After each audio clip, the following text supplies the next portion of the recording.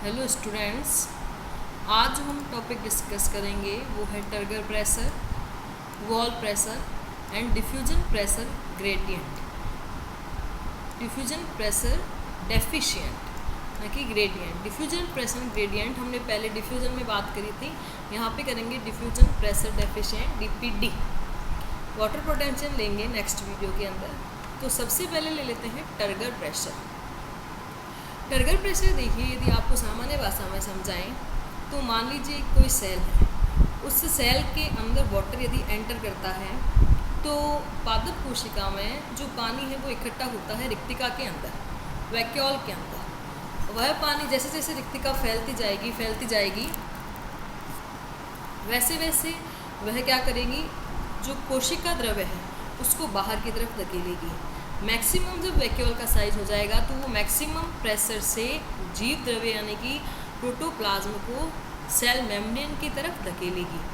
जिस समय वह स्थिति जब पादप कोशिका के अंदर मैक्सिमम वाटर आ चुका है तो पादप कोशिका अपनी अधिकतम साइज को प्राप्त कर चुकी है, उस कंडीशन को कहते हैं टर्जिड कंडीशन, यानी कि एकदम फुल वो जो है वो भर चुकी है, उसका मैक्सिमम साइज आ चुका है, उसे कहते हैं टर्जिड कंडीशन या टर्जिडिटी।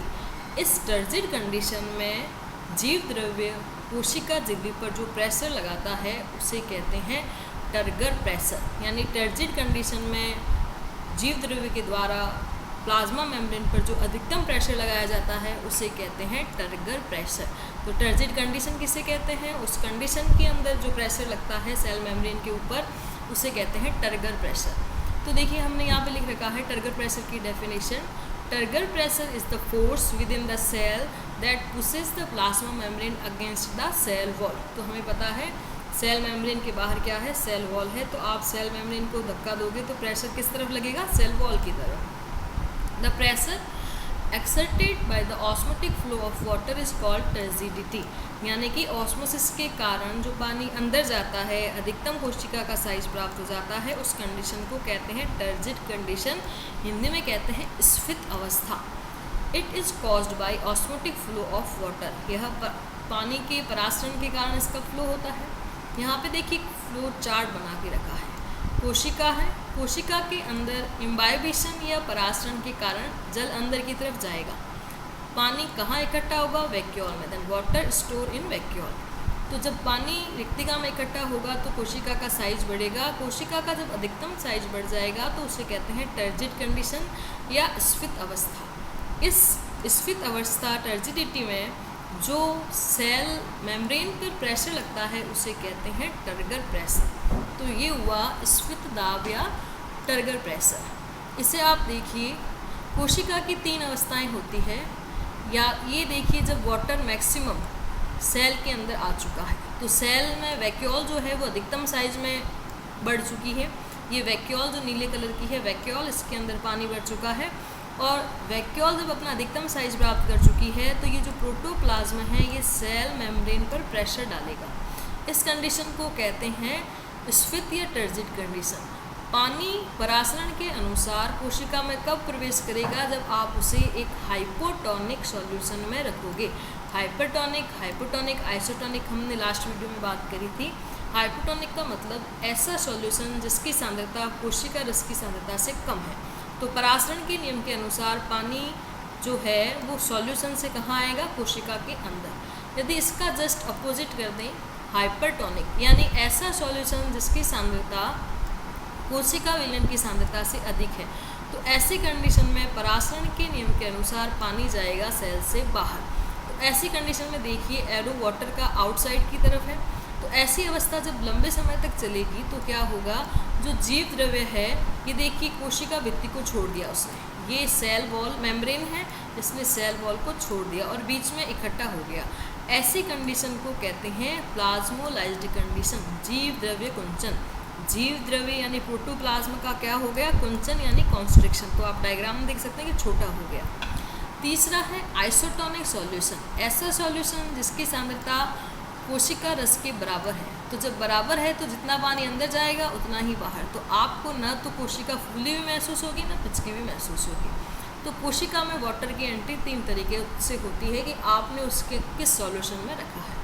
तो हम यहाँ पे टर्गर प्रेशर की बात कर रहे थे, तो टर्गर प्रेशर का आप स्टडी कर सकते हो हाइपोटोनिक में। Next wall pressure. तो देखिए टर्गर प्रेशर या टर्जिड कंडीशन के अंदर यहाँ पे देखिए जब प्लाज्मा मेम्ब्रेन, ये प्लाज्मा मेम्ब्रेन अपनी टर्जिड कंडीशन में सेल वॉल के ऊपर मैक्सिमम प्रेशर लगाती है। सेल वॉल यानी कोशिका भित्ति क्या होती है, मृत होती है। इसके कारण आप कितना भी प्रेशर लगाओ ये सेल क्या है, फटती नहीं है। यदि इसकी जगह एनिमल सेल होती तो फट जाती, क्योंकि यदि एनिमल सेल के ऊपर क्या होती है, वॉल नहीं होती है, तो वहाँ पे जो मेम्ब्रेन है वो इलास्टिक होती है, ज़्यादा वाटर की एंट्री होगी तो वो सेल रप्चर हो जाएगी। जबकि प्लांट सेल के अंदर सेल वॉल है, तो ये सेल वॉल बाहर की तरफ वापस, बाहर से अंदर की तरफ प्रेशर लगाती है, उतना ही प्रेशर लगाती है जितना प्रेशर स्फीत यानी टर्जिड कंडीशन में अंदर से बाहर की तरफ लगता है। तो देखिए मैंने दो एरो लगाए हैं, एक एरो जो अंदर से बाहर की तरफ, दूसरा बाहर से अंदर की तरफ। तो यदि अपन डेफिनेशन की बात करें तो देखिए हाइपोटोनिक सॉल्यूशन में टर्जिड कंडीशन में जितना प्रेशर अंदर से बाहर की तरफ लगता है यानी कि टर्गर प्रेशर, उतना प्रेशर कोशिका भित्ति बाहर से अंदर की तरफ लगाती है, क्योंकि ये क्या है, रिजिड यानी कि दृढ़ है। तो टर्जिड कंडीशन में सेल वॉल के द्वारा अंदर की तरफ लगाया हुआ जो दाब है वो कहलाता है वॉल प्रेशर। सेल वॉल लगा रही है तो वॉल प्रेशर यानी कि WP। तो टर्गर प्रेशर और वॉल प्रेशर ये इनके जो वैल्यू होती है वो बराबर होती है, क्योंकि जितना प्रेशर अंदर से बाहर की तरफ लगेगा उतना ही प्रेशर बाहर से अंदर की तरफ लगेगा। लेकिन आप जैसा एरो देख सकते हैं, एक अंदर की तरफ एक ही दिशा, एक ही दिशा बाहर की तरफ, तो नेचुरली इनके साइन क्या होंगे, एक दूसरे के अपोजिट। मान लीजिए टर्गर प्रेशर यदि है 10 तो वॉल प्रेशर होगा -10। Definition of wall pressure, the pressure exerted on the contents of plant cell by the cell wall that is equal in the force and opposite in direction to the turgor pressure। जो भी अपन ने समझा कि वह दाब जो कोशिका भित्ति के द्वारा सेल के जो कंटेंट्स हैं उसके ऊपर लगाया जा रहा है, यह टर्गर प्रेशर के बराबर होगा लेकिन डायरेक्शन में अपोजिट होगा। There are following condition of cells and turgor pressure, wall pressure. जैसा अभी अपन ने डायग्राम में बात करी थी, हाइपरटोनिक हाइपोटोनिक सॉल्यूशन में यदि सेल को रख लें तो क्या होगा। तो देखिए मैंने यहाँ पे एक चेन बना रखी है। हाइपरटोनिक सॉल्यूशन यानी कि ऐसा विलयन जिसकी सांद्रता अधिक है कोशिका के विलयन से या कोशिका रस से। तो हाइपरटोनिक सॉल्यूशन में रखोगे तो सेल से वाटर निकलेगा बाहर, तो उसे अपन क्या कहते हैं, एक्सोऑस्मोसिस। एक्सोऑस्मोसिस मतलब water moves outside of the cell. जब पानी बाहर निकलेगा तो क्या हो जाएगा, श्रिंक सेल यानी कोशिका सिकुड़ जाएगी तो उस कंडीशन को क्या कहते हैं, फ्लैसिड या हिंदी में कहते हैं पिचकी हुई अवस्था। जैसे फूली हुई सेल को कह रहे थे टर्जिड, वैसे इसे कहते हैं फ्लैसिड या सलथ या पिचकी हुई। इस कंडीशन में देखिए जब पिचक गई है, इस डायग्राम में हम देख सकते हैं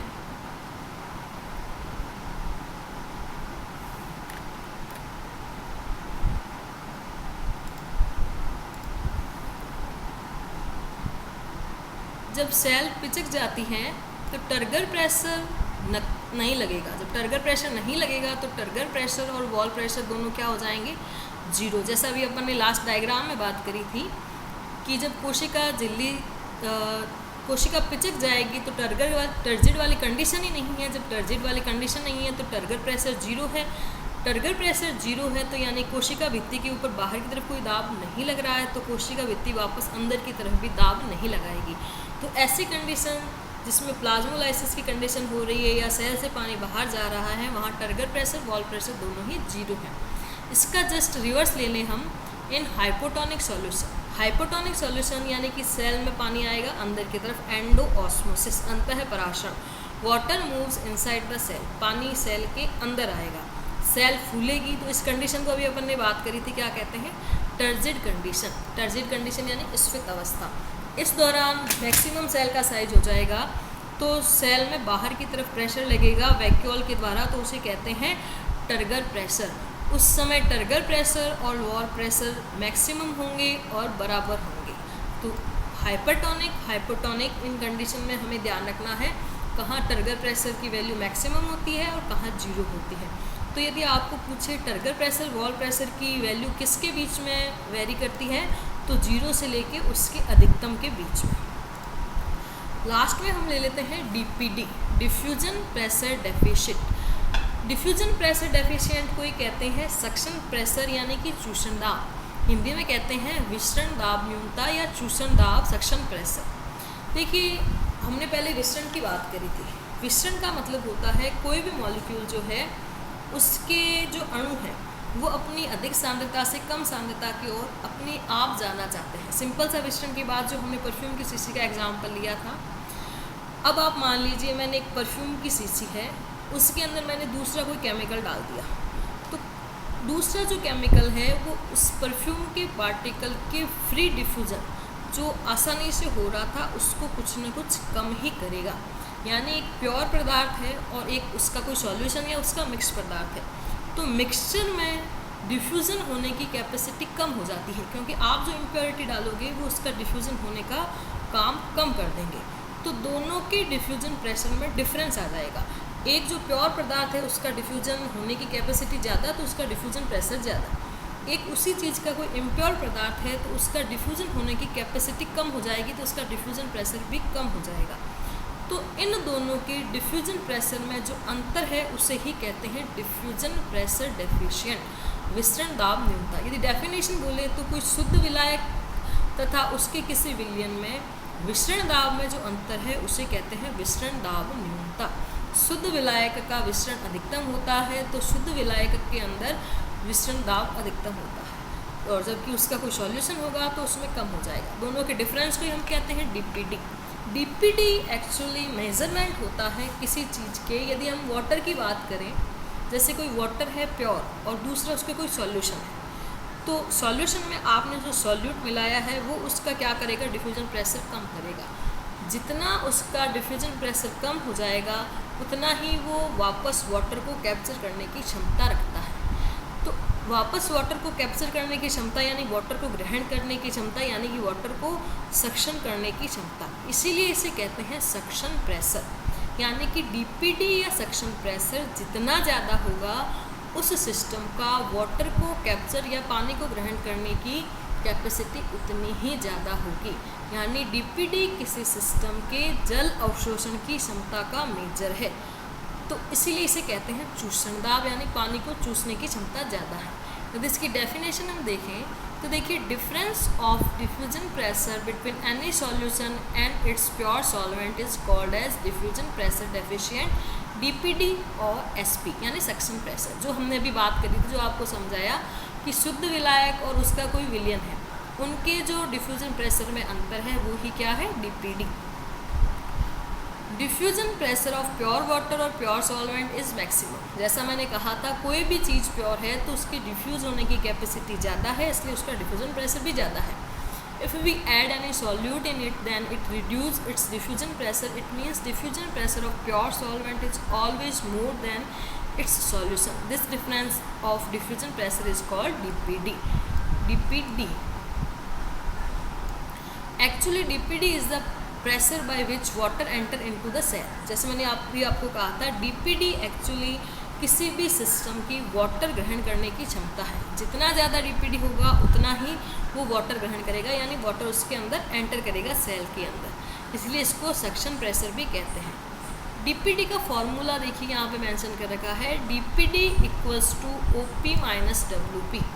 DPD यानी या SP, OP यानी ऑस्मोटिक प्रेशर, WP यानी कि वॉल प्रेशर। अभी हमने बात करी थी हाइपोटोनिक सॉल्यूशन में रखने पर WP यानी वॉल प्रेशर और टर्गर प्रेशर क्या होते हैं, बराबर होते हैं। तो इस वॉल प्रेशर की जगह मैं लिख दूँ TP, तो DPD बराबर क्या हो जाएगा, OP माइनस TP।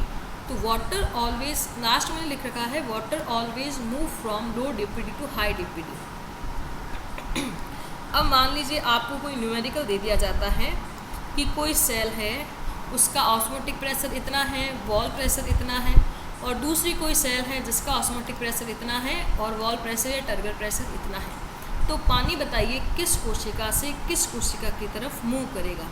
तो देखिए, मान लीजिए एक A सेल है और दूसरी B सेल है, इन दोनों का आपको दे रखा है DPD, या इन दोनों का आपको दे रखा है OP और WP। तो आपको क्या करना, अब आपको क्वेश्चन पूछा है कि पानी का मूवमेंट A टू B होगा या B टू A होगा। तो आपको दोनों के OP और WP से पहले इनके DPD निकालने पड़ेंगे। मान लीजिए आपने इस फॉर्मूले से इसका DPD निकाला है 10 और इसका DPD निकाला है आपने 11। तो DPD मैंने लास्ट लाइन लिख रखी है, बहुत इंपॉर्टेंट लाइन है, water always move from low DPD to high DPD। तो पानी की एंट्री किस तरफ होगी? A से B की तरफ, क्योंकि B की DPD ज़्यादा है। तो मैंने कहा था DPD क्या है? वाटर को कैप्चर करने की क्षमता। तो जिसकी DPD ज़्यादा उसको वाटर की कैप्चर करने की क्षमता ज़्यादा। तो पानी किस तरफ से किस तरफ जाएगा? कम से ज़्यादा की तरफ। हम जब फिजियोलॉजी पढ़ते हैं, वाटर रिलेशन पढ़ते हैं, तो आपको हमेशा ये ध्यान रखना चाहिए कि पानी का मूवमेंट किस से किस तरफ होगा, हाई DP से कम DP की तरफ, हाई OP से कम OP की तरफ, हाई DPD से कम DPD की तरफ, या फिर हाई OP से कम OP। ये सारी चीज़ आपको ध्यान होनी चाहिए। ये प्रैक्टिकल क्वेश्चन बनता है यदि आपको कोई सिस्टम दे दे और वाटर का मूवमेंट दे दे तो। Thank you. नेक्स्ट क्लास में हम लेंगे वाटर पोटेंशियल।